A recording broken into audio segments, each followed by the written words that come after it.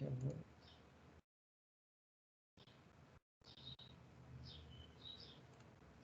compartilhar aqui a minha tela com vocês, tá? Então, hoje a gente vai falar sobre a aula de segunda-feira do Centro de Mídias. A gente vai fazer uma complementação dessa aula, né? A gente vai entender um pouco mais. Então, a aula começou lá no Centro de Mídias, falando sobre essa comissão interinstitucional de educação ambiental, chamada CIEA, né?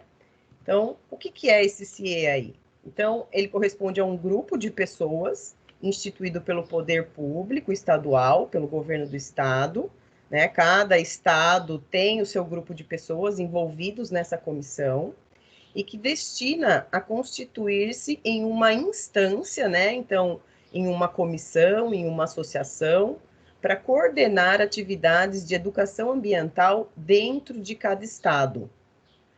Esse grupo, chamado CIEA, é composto de 34 representantes.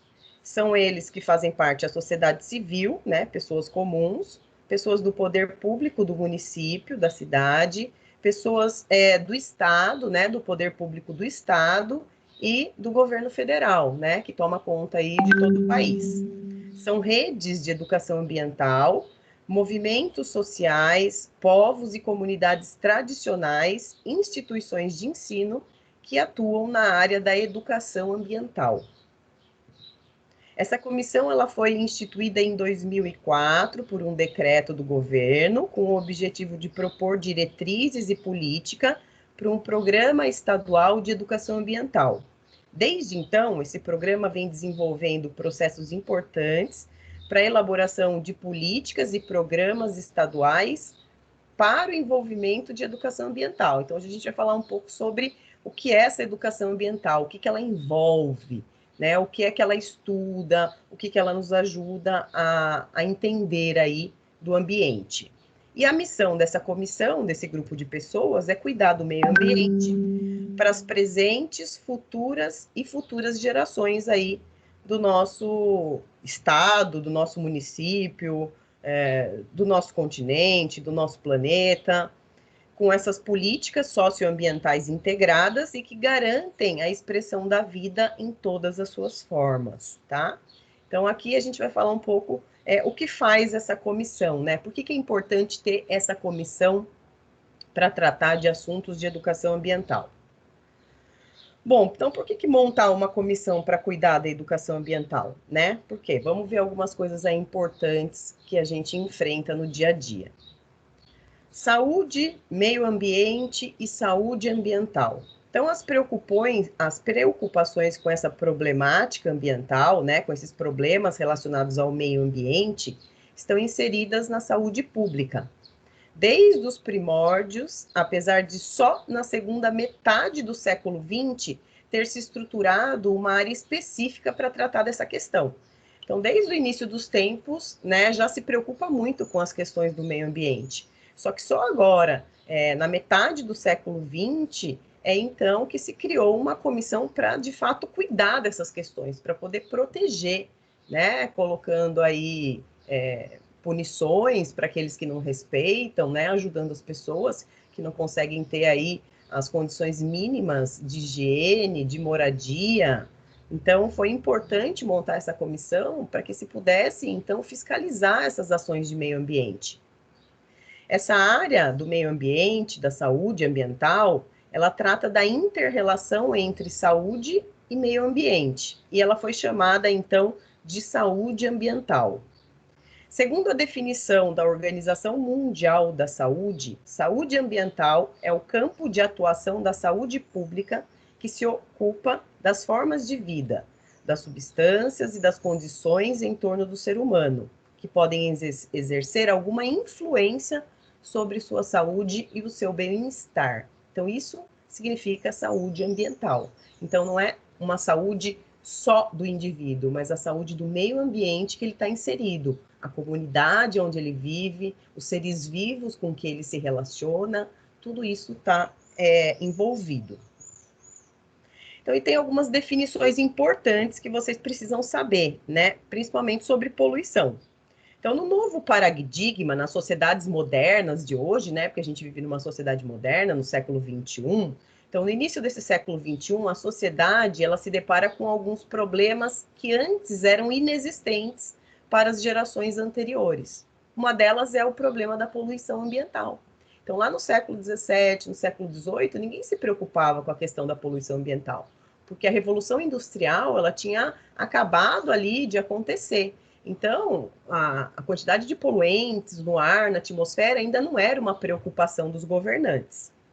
E o que é poluição, né? Poluição é toda alteração das propriedades naturais do meio ambiente que seja prejudicial à saúde, à segurança ou ao bem-estar das populações sujeitas aos seus efeitos, causada por agentes de qualquer espécie. As causas principais da poluição ambiental é o contínuo aumento da população e é o vertiginoso desenvolvimento industrial, né? Vertiginoso seria assim, sem escala, né? Então, vai se desenvolvendo indústrias e mais indústrias, não tem um parâmetro para isso, né? Qualquer um pode montar uma indústria, poluir aí o ambiente, e é complicado ter essa fiscalização dessa poluição aí atmosférica.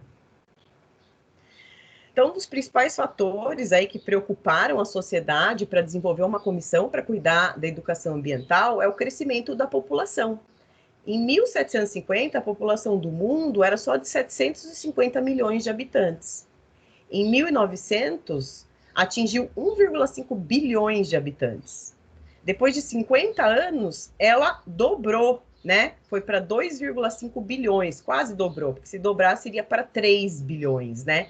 Ficou perto do dobro de aumentar. Em 50 anos, quase dobrou a população mundial. Olha quanto pouco tempo para se aumentar tanto a população. E em 1990, a gente passa de 5,5 bilhões de habitantes. E atualmente, o número de habitantes aí do planeta Terra ultrapassa os 7 bilhões. Né? Então, esse aumento populacional fez com que se criasse essa comissão para proteger o ambiente. As consequências do crescimento acelerado da população, né, trouxe alguns problemas aí. Então, essa crescente produção de alimentos é um dos problemas. Então, se eu tenho muita gente no planeta, eu tenho que ter muito alimento para alimentar todos. E para eu ter muito alimento, eu preciso de áreas para poder plantar e colher esses alimentos. E para eu ter áreas para fazer isso, eu preciso desmatar áreas verdes. Então, desmata áreas verdes, aí eu faço a minha plantação, e aqui o que a gente pode ver é um avião passando e jogando agrotóxicos, né? Produtos fertilizantes aí que acabam contaminando os alimentos e trazendo alguns problemas à saúde dos seres humanos. Né? Então, os principais responsáveis aí pela poluição ambiental somos nós, a população humana, que aumentou muito. Em consequência disso, muito alimento, desmatamento, né? Agricultura, utilização de agrotóxicos, fertilizantes. A gente sabe que esses agrotóxicos não fazem só mal à nossa saúde, eles fazem mal para o solo também, porque quando chove, né, a chuva vai empurrando esse veneno para o solo e contamina o solo. Do solo, a água vai infiltrando e chega no lençol freático, que é aquela água subterrânea, né, contamina o lençol freático e contamina, consecutivamente, também a atmosfera, porque a gente tem a evaporação dessa água poluída, né, que sobe para a atmosfera e formam aí as nuvens de chuva. O aumento populacional trouxe um outro problema, que é o que fazer com o esgoto humano. Né? Além, então, dos detritos orgânicos, nesse esgoto contém resíduos de sabão, de detergente, porque tudo que vai pelo ralo da nossa casa é esgoto humano, não é só aquilo que vai na descarga, não é só fezes e urina. A gente tem também a água que é usada para lavar as roupas, a água que é usada para lavar a louça, para lavar o quintal, tudo isso vai para o esgoto humano. E hoje a gente sabe que o número de cidades que tratam o esgoto ainda é muito baixo, é muito pequeno. Então, a gente não tem esse saneamento básico em todos os locais. E esse é um grande problema aí relacionado às questões ambientais. Bom, aí existe uma grande diferença entre água poluída e água contaminada, né, que a gente tem que entender. Água poluída é a água que apresenta algumas alterações físicas, como cheiro, turbidez, a cor e o sabor. Normalmente, a alteração física dessa água é consequência da contaminação química, que geralmente vem devido à presença de substâncias estranhas ou tóxicas na água. Então, aqui a gente pode ver, né, uma água poluída, né, um rio. A gente vê aqui vários dejetos que são lançados e jogados pelo ser humano nesse rio, principalmente os plásticos, que a gente já trabalhou essa questão aí do plástico, né? O plástico é um inimigo da natureza, ele demora muito tempo para se decompor. E a água contaminada é aquela água que contém agentes patogênicos, vivos, né? Agentes patogênicos são aqueles causadores de doenças. Pode ser bactéria, vermes, protozoários, vírus. Essa água ela não é potável, logo ela não pode ser utilizada e muito menos consumida, né? Então a gente vê aqui uma moradora de São Paulo protestando, né, contra a invasão e a contaminação da água no domicílio dela, na casa dela, principalmente depois de fortes chuvas, né? A gente vê aqui as larvas do mosquito da dengue, né? Muita contaminação, né? Então, isso é água contaminada, quando a gente tem esses agentes biológicos na água.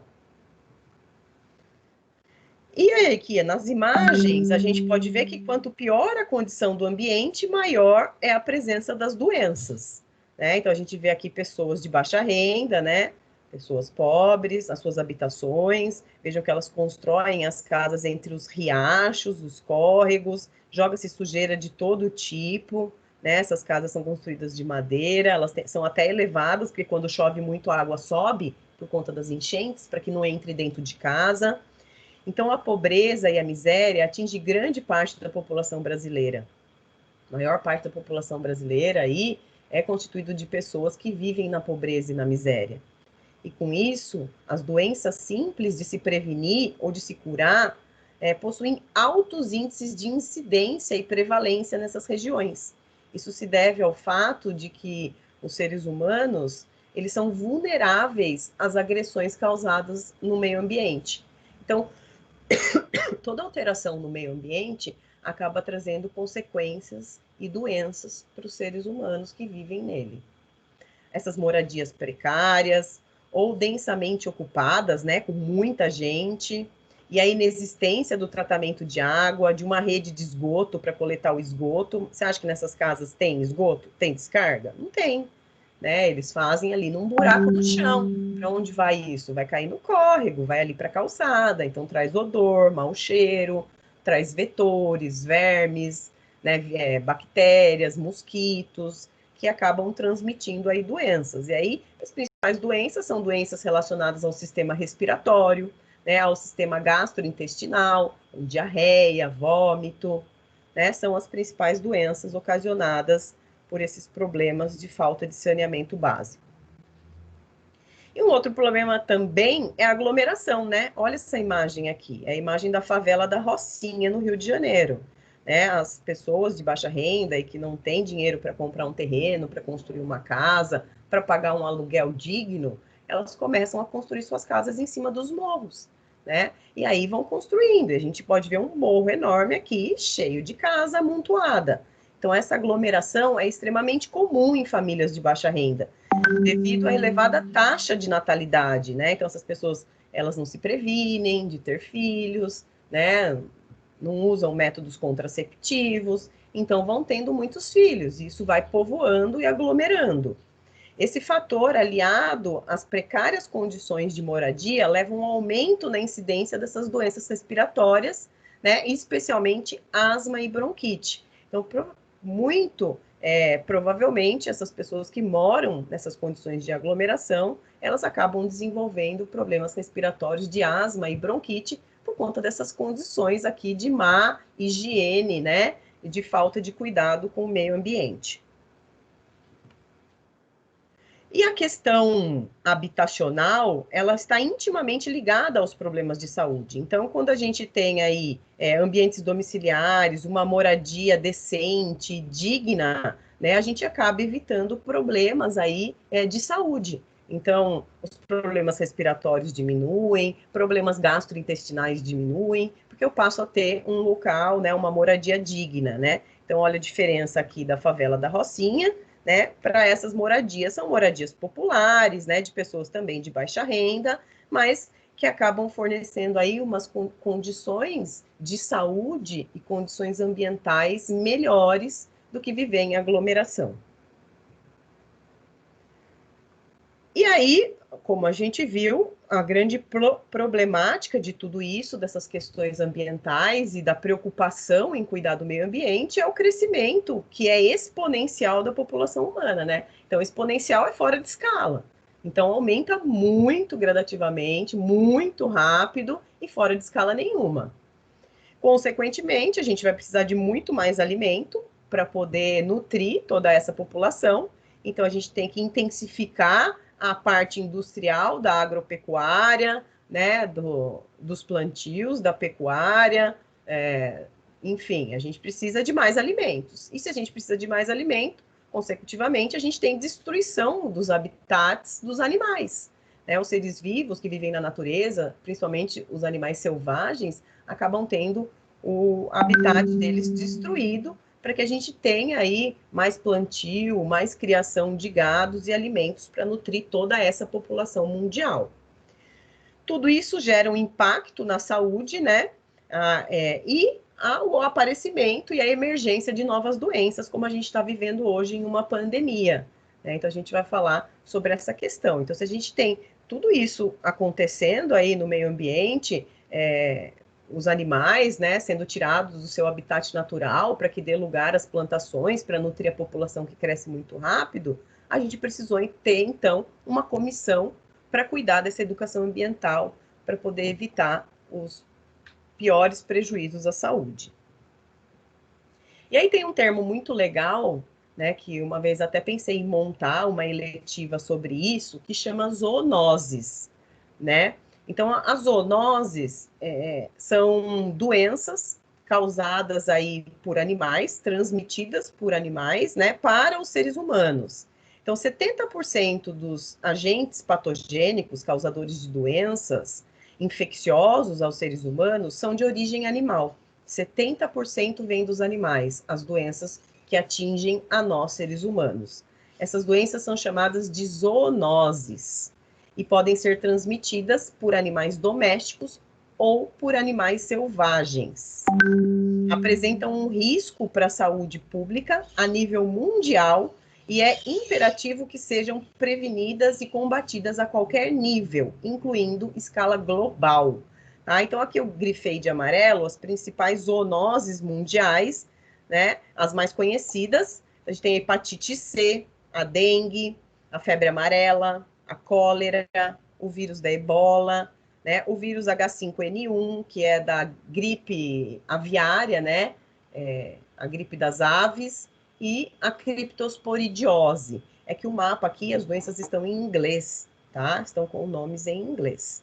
Então, 70% das doenças que pegam todo aí o planeta Terra, 70% delas vêm dos animais, né? E a gente está enfrentando aí uma nova doença também. Bom, e aí se falou muito em saúde única, né? O que é esse termo saúde única, né? O meio ambiente, então, é mais eficaz e a solução aí mais econômica para a gente proteger os seres humanos e combater esses agentes causadores dessas doenças zoonoses é a gente controlar a origem da doença, da onde vem, a origem animal. Então, por isso, a saúde única, ela depende da doença que está nos animais, da doença que chega nos seres humanos e do meio ambiente, onde vivem esses animais e esses seres humanos.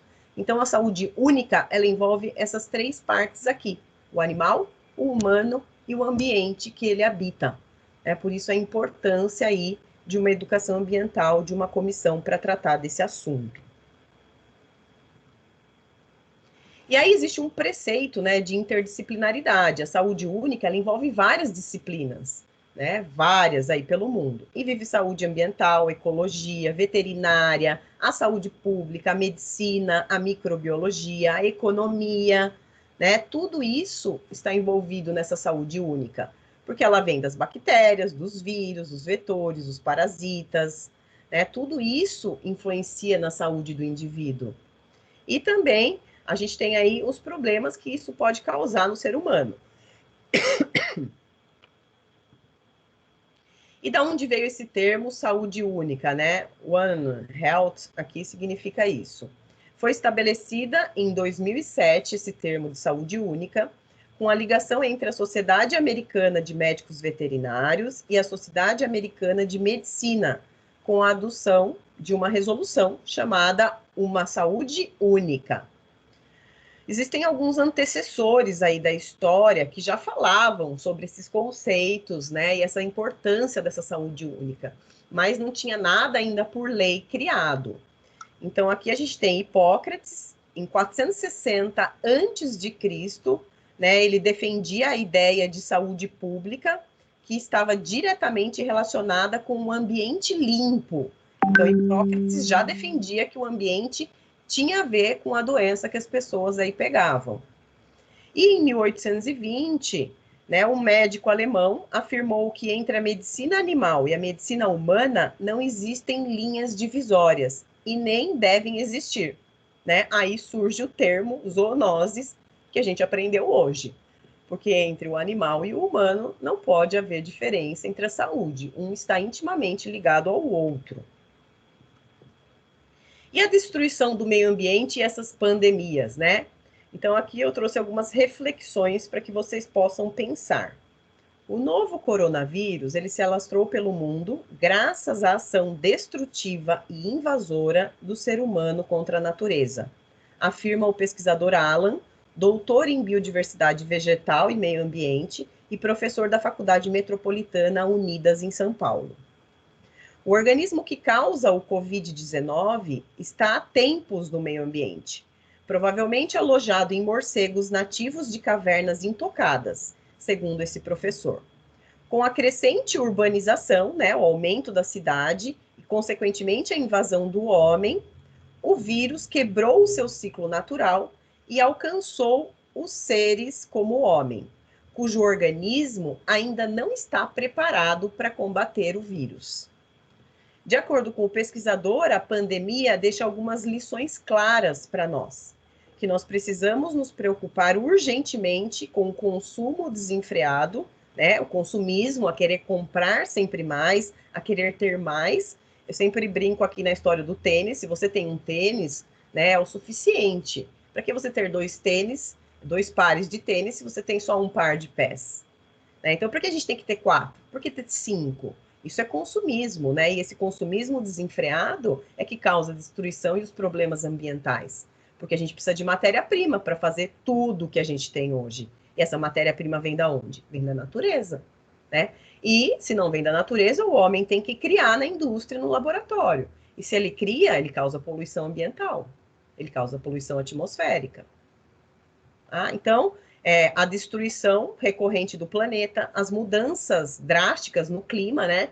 Veja que aí o calor muito forte, eu tive que ligar um ventilador, tô com dor de garganta e comecei a ficar com uma tosse chata.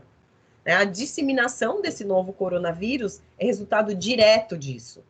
Então, se a gente está passando hoje por uma pandemia mundial, isso tem a ver com os nossos hábitos de vida, né? Todas as formas de vida, não só meu, seu, mas de todos os seres humanos do planeta. Na verdade, né, o homem, ele começa a poluir o meio ambiente quando ele passa a se tornar um homem sedentário, quando ele sai das cavernas, passa a parar de caçar os animais e começa a viver em sociedade, a construir suas cabanas, suas tocas, para ter família, é que então ele começa a destruir o meio ambiente que está à sua volta. O professor, ele ainda alerta que num mundo interligado como o que a gente vive hoje, essas epidemias causadas por vírus devem se tornar cada vez mais comum. Para ele, se não evoluirmos para uma sociedade mais consciente e menos egoísta, não teremos muito mais tempo por aqui. É isso que a gente está vendo. Quantas pessoas já morreram por conta desse vírus, desse coronavírus? Né? A gente pode ser que daqui para alguns anos a gente tenha uma outra pandemia viral. E a gente vai ter aí mais pessoas morrendo. Então, se a gente não evoluir, o que é evoluir? É mudar o jeito de pensar, tá? É mudar o jeito de agir. E geralmente não é fácil mudar. É difícil. A gente sofre para evoluir. A gente sofre muito. Só que a gente só evolui quando a gente sofre, porque se não tiver sofrimento, a gente não melhora as nossas atitudes, né? Então agora a gente está vendo que essa pandemia e esse coronavírus trouxe muita evolução para muitas pessoas, que passaram a pensar de forma diferente, principalmente com as questões ligadas ao meio ambiente, pois o vírus ele veio de um animal, ele estava lá no meio ambiente, na natureza, protegido. Quando a gente invadiu ali o habitat natural desses animais, esse vírus chegou até nós e o nosso organismo não está preparado para combater, infelizmente. Por isso que a gente precisa aí de uma vacina, né? E que ainda não tem nada certo. A gente tem muitos testes, coisas que estão dando certo, coisas que não estão dando certo, e possivelmente nem o ano que vem a gente vai ter essa vacina pronta, né? Então é a gente começar a pensar e evoluir mais em relação a essas questões. Então, para que vocês reflitam um pouco sobre a vida de cada um de vocês em relação a essa pandemia, o que mudou na sua vida depois dessa pandemia, o que vai mudar na sua vida depois dessa pandemia. A gente precisa evoluir, não é fácil, a gente sofre, mas precisa, porque senão a gente não tem muito tempo de vida aqui na Terra, não. E aí a gente chega no momento final, onde aqui eu preparei uma despedida, né, para a gente se despedir aí das aulas desse ano. Então, este ano eu aprendi que crescer não significa fazer aniversário, que trabalhar não significa só ganhar dinheiro, que amigos a gente conquista mostrando quem somos e que os verdadeiros ficam com você até o fim. Que não se espera a felicidade chegar, mas que se procura por ela. Que quando penso saber de tudo, ainda não aprendi nada. Que a natureza e a sua preservação é a coisa mais certa na vida. Que um só dia pode ser mais importante que o ano todo. Que ouvir palavras de carinho faz bem à nossa saúde. Que sonhar é preciso para o seu projeto de vida. Chegamos ao final de mais uma jornada. O caminho foi longo, de grandes preocupações, de muito trabalho, desafios novos, alegrias e tristezas. Mas não me faltou o amor para cumprir bem as minhas tarefas. Algumas vezes acertando, outras errando, mas sempre tentando. Obrigado a todos vocês, meus queridos alunos dos 7º anos A, B e C, que estiveram sempre aqui comigo, e mesmo à distância, sinto a presença de cada um de vocês aqui do meu lado. Um ótimo final de ano para vocês, para as famílias de vocês, e beijos no coração de todo mundo.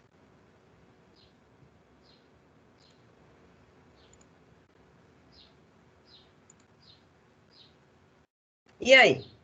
Alguém tem alguma coisa para dizer? Gostaria de colocar alguma coisa, falar alguma coisa, compartilhar alguma coisa?